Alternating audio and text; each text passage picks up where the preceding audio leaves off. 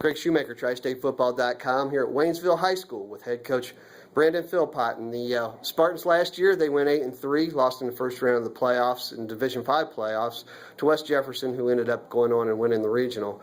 And Coach, you look at this season coming up, 2014, a lot of experience coming back. Tell us, how good can this team be? Well, this team's got a lot of experience coming back. We have 19 to-be seniors on the roster right now. 11 of those have started since they were sophomores, and we just feel like there's a lot of great things going on in our community right now, and we're excited about the upcoming season. You talk about things going on with your community. You guys are getting in AstroTurf or turf this year, and that's a huge deal for you guys. You'll be the first one in your conference, the Southwestern Buckeye League, Southwestern Division, to have turf. Tell us about how that all came about and all that.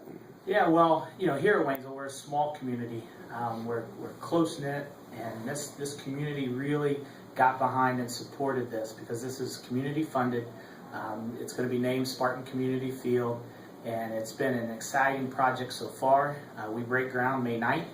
We're excited about the company that we're going to be using called Sportscapes, and we're excited about just being the first in the Buckeye Division to get turf. Hopefully will give us a little bit of an edge when we play at home, more than we already have. But we really think that it's going to be an exciting year, not only with the turf, but with the experienced players we have coming back and with the great staff and everything we have here at Waynesville. On the field this year, you've got a pretty incredible non-conference schedule. You have state champion in Division IV, Clinton Massey, and you also have Franklin in Division III with Luke Kennard, Player of the Year in Division III, coming in.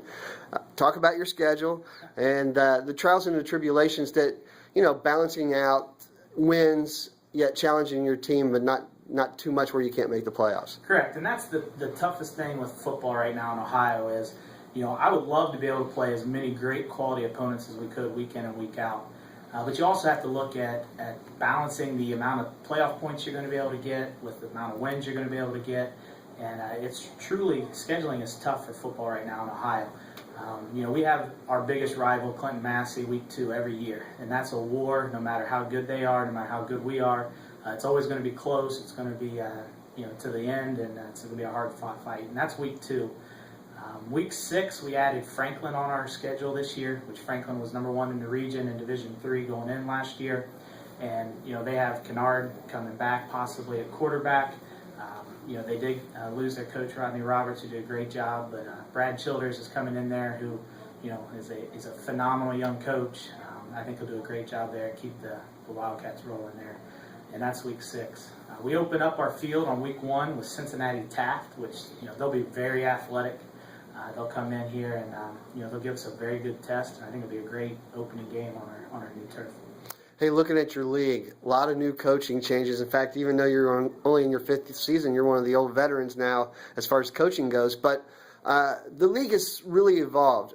More open offenses. Preble Shawnee last year really started to open it up and threw the ball a little bit.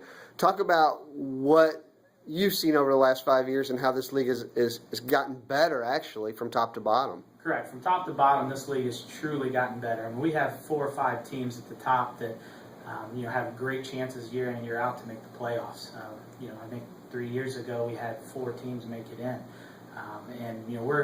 We're a spread, but we also run a multiple set type of offense. And I think that's what most of the teams in our league are going to. The 3 wide out, 4 wide out sets. Really spreading the ball around to different athletes, and I think that's why everybody's becoming more competitive in our league when they get into the out of conference games and things like that. Hey, when you look at the spread offense, how important is it to get as many kids involved touching the football? I mean, what kind of difference does that make? Oh, it's number one. It makes your kids excited to come out for football. Our numbers have increased every year since Coach Birchfield and I took over 12 or 13 years ago. And the numbers are now, we're at 75 kids in our high school program. For a Division V school that also has a great soccer program, that's pretty exciting numbers. And we feel like because we spread the ball around, because we get a lot of athletes on the field as much as possible, that the kids want to come out and play at Waynesville. And we think that's a huge part of our success. Looking at some of your players, quarterback Troy Black will be his 3rd year under center coming up. I know he's got potential to play at the next level. Talk about some of your top players that are coming back in 2014, starting on the offensive side of the ball with Black. Well, on the offensive side of the ball, our trigger man Troy is third year. The game should be slowing down extremely to where he can audible, make his checks, make his calls, and we expect him to have an outstanding season. The biggest thing that we look forward to this year is we could have the best offensive line we've had in a long time. We return 4 starters on the offensive line, and our 5th guy is he'll be a junior who got a lot of playing time last year and kind of rotated in with the senior at right guard. So we're excited about the possibility of our line being led by Jesse Jones, our senior. He'll be a 3-year starter at left guard. Our receiving core and our slots, we have Cody Brown, Bryce Linkus, Isaiah Bauer, Liam Young. We have a lot of good kids on the outside edge. We're adding some possible new guys this year, some athletes, basketball players that are looking to come out because they want to catch the ball and they want to play underneath the lights on Friday nights. And last year Eli Raines was a great basketball player who came back out as a senior, and he had a great year, phenomenal year, and I think that paved the way for some of these other guys to see how much fun it could be. At running back, we have Jeremiah Stillwell coming back, who had over 500 yards and I think 8 touchdowns last year. And we have a kid who rotated in halfway through the season, in Ramsey Skeens, who brings a different type of runner in. He's got the spurt ability to break it from anywhere.